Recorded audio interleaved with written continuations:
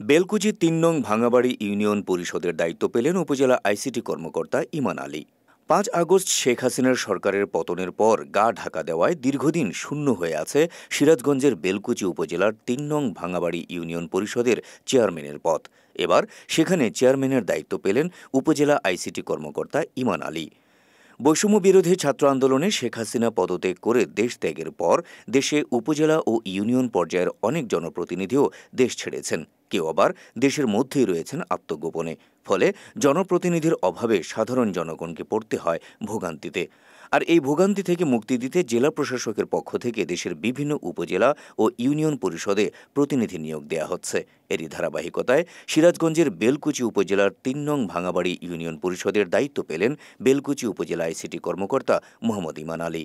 এখানকার সাবেক চেয়ারম্যান জহুরুল ইসলাম পলাতক থাকায় সিরাজগঞ্জ জেলা প্রশাসকের নির্দেশনায় ৩ নং ভাঙাবাড়ি ইউনিয়ন পরিষদের চেয়ারম্যান হিসেবে দায়িত্ব দেয়া হয় ইমান আলীকে।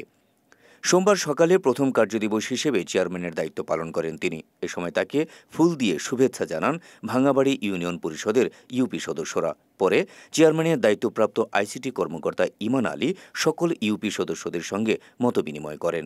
এ সময় উপস্থিত ছিলেন ভাঙাবাড়ি ইউনিয়ন পরিষদের সচিব মোহাম্মদ শাহিন মোল্লা, প্যানেল চেয়ারম্যান আব্দুল কাদের তালুকদার, সংরক্ষিত মহিলা ইউপি সদস্য মোসাম্মদ এলিনা খাতুন, মোসাম্মদ জেসমিন বেগম সহ অন্যরা।